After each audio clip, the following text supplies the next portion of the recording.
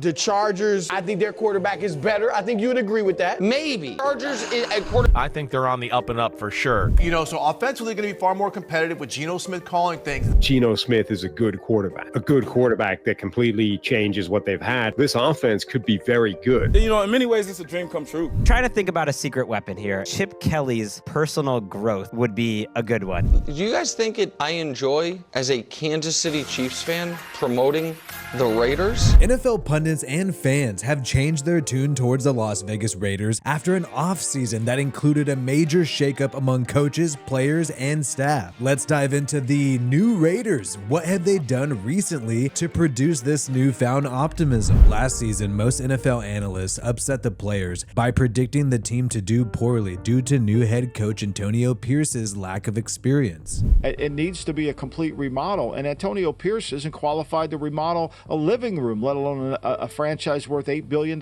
Him being ranked the 28th coach, I feel like they was disrespecting, you know, me, the team, him. You know, I don't like that. You know, that set a fire under me. We're gonna show everybody 6-11 is crazy. Antonio Pierce's inexperience did show up at times, but to be fair to him, he was limited by forces outside of his control. The Raiders front office did not invest heavily on quarterback or offensive coordinator, which ended up being a problem throughout this season that led to ultimately Antonio Pierce being fired. But in 2025, everything has changed for the Las Vegas Raiders. They hired Pete Carroll as head coach, traded for new quarterback Geno Smith, and also paid big money for the highest paid offensive coordinator in the NFL, Chip Kelly. Raiders wide receiver Jacoby Myers was so impressed with his new head coach's energy that he said a comment that will likely have the NFL asking Pete for a urine sample. Give a big nod to Pete, honestly. I don't know how he doing it, honestly. Like, it's got to be some type of drug out there or something. But that boy got a lot of energy, man. I truly respect it, how he keep the guys going, because it take a lot to get a lot of grown men moving in the right direction. One reason people are excited about the Raiders is because of new first-round pick running back Ashton Jeanty. But apparently, even after the draft, Jeanty thought he might be going to the Cowboys. I got prank calls after though. Some dude called me, was like, yeah, we just traded with the Raiders and you're coming to the Cowboys. And I just hung up, bro. But I was like, come on, bro. That might be one of the dumbest draft prank calls ever. You're supposed to prank call them before they're selected in the draft, not after. Raiders tight end Brock Bowers was impressed by Jeanty, and so he had this quote at a press conference: Ashton Jeanty is a beast. He's quick, he's fast, he's rocked up, he's thick. And apparently that caught the eye of Cowboys pass rusher Micah Parsons, who ended up retweeting that quote saying, wait, But I want to know, why are people so self-conscious that you can't even compliment and call somebody thick anymore without it seeming sus? Unlike last year, you're seeing a lot of optimism around the Raiders going into the start of the season. And you even have Chiefs fan and NFL talking head Nick Wright talk about how the Raiders could be better than the Chargers and that Geno Smith could be better than Justin Herbert. Why can they not be better than the Chargers? The Chargers, I think their quarterback is better. I think you would agree with that. Maybe. I think the Chargers at quarterback is when you go from awful quarterback to good, awful head coach situation to good, awful coordinator situation to good, have a soft schedule and add that guy, you can win 10 games. Do you guys think I enjoy, as a Kansas City Chiefs fan, promoting the Raiders? In addition to quarterback and head coach, the Raiders front office has also received a ton of praise this year. NBC sports analyst Mike Florio, who usually doesn't like the Raiders, considers them a team who crushed the offseason. Hired John Spytek, hired Pete Carroll. I think hiring Pete Carroll was a masterful stroke, and it was also a little middle finger at Belichick because he's even older than Bill. You get Geno Smith for a third-round pick, and that's exactly what, as we heard the things that were said between Geno and Carroll and how constantly they were in contact last year when Carroll was connected to no one. They got so many needs that they've just been gradually and systematically filling. They got a long way to go to be relevant in their division, but they went a long way this year toward making the other three teams kind of say, oh, wait a minute. Yeah, they got some good football minds leading their organization. I think they're on the up and up for sure. After the 2025 draft, you saw more analysts start to compliment the Raiders and say that they could do something special this year. In the later rounds of the draft, the Raiders were able to land players who have great physical traits and really high ceilings. But again, the strength and the contact balance is exactly what Pete Carroll had in a running back in Marshawn Lynch. Very similar with some of the things that they do. But let's not forget they added Raheem Mostert, a veteran with speed. They've got some guys. Pete Carroll always finds somebody in the 6th round who can do some things.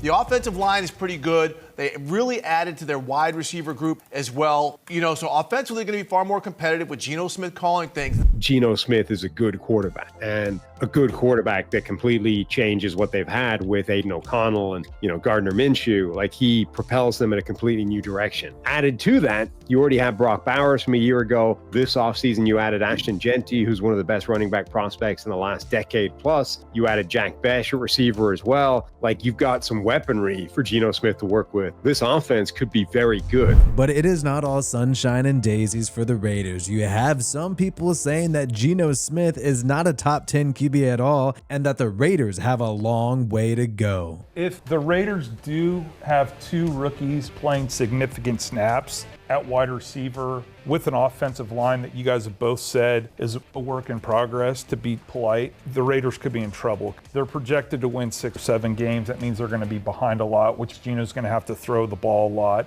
And I don't know who's saying he's a top 10 quarterback. He wouldn't even be in my top 20. I mean, he's saying he's a top 10 quarterback in the NFL. I'm saying at this point in his career, he's a great veteran backup. If you want a veteran backup as a safety net, and he's a guy that you're fine as a 1-year stopgap. So there are some critics out there who do believe that Geno Smith is an average or below average quarterback who has had trouble in the red zone. But head coach Pete Carroll is clearly going out on a limb saying that he knows something about Geno Smith that a lot of the league does not. The Seattle Seahawks clearly did not value Geno Smith as a quarterback, which is why they opted to sign the younger Sam Darnold at quarterback rather than try to negotiate with Smith on his way out. Many think it's possible that the Seahawks made a huge mistake. You have Pro Football Focus breaking down the top 10 quarterbacks in the NFL ahead of this next season, and they got Geno Smith landing at number 10. According to their grading system, Geno has been the 6th best passer in the NFL over the past 2 seasons.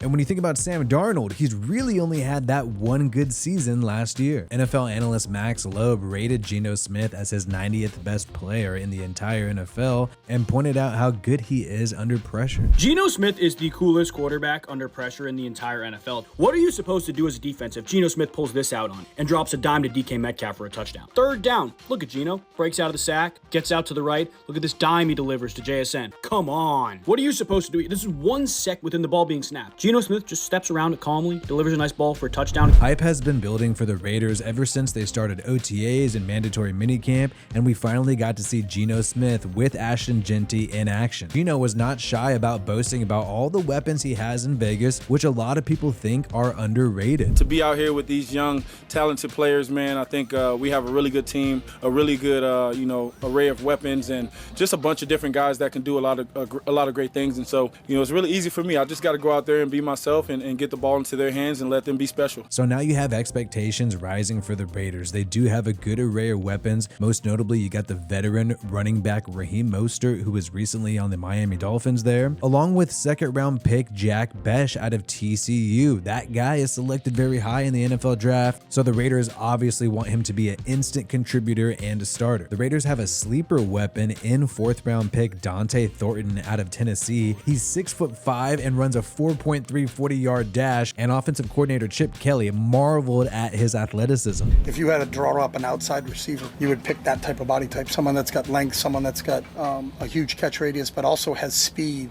Sometimes you can get a big guy like that, but he can't really run, so they can stay with him. So, you add that speed element to him, his ability to sink his hips, his ability to get in and out of cuts. Dante Thornton is probably going to be one of the biggest X factors for the Raiders this year. The Raiders are really lacking a deep threat wide receiver. Dante Thornton Orton fills that void. If he's good enough to be an instant contributor and a starter, he could find himself getting a crazy amount of targets as a rookie this year. Another secret weapon for the Raiders this year is their offensive coordinator, Chip Kelly. He is the highest paid offensive coordinator in the entire NFL, but will it be worth it? Trying to think about a secret weapon here. Chip Kelly's personal growth would be a good one. In Philadelphia, he just did not seem like he could manage the personalities and the people around him, and he had one idea of how he was going to do an offense. He's found a way to adapt. We've seen him be run heavy. We've seen him be pass heavy. We've seen him do all sorts of things. He's in his 60s now. He's in a better position to make a difference in the NFL now than when he was the head coach. Remember when Chip Kelly was the head coach of the Philadelphia Eagles in 2013? He was interested in Geno Smith, who was entering the draft out of West Virginia. Geno spoke recently about his connection with Chip Kelly and how Kelly has pursued Geno multiple times throughout his coaching career. Geno, what is it like working with Chip Kelly? He recruited you and now you're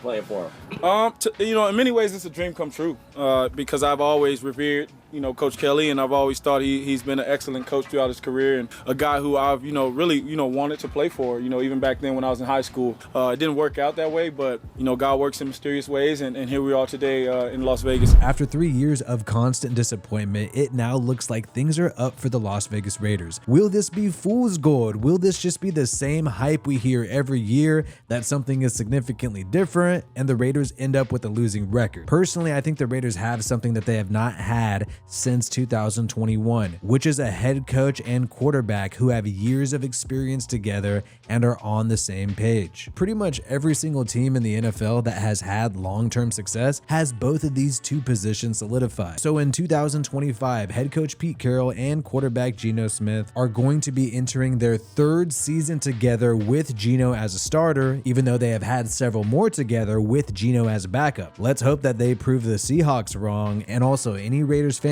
who are still doubting that things significantly changed.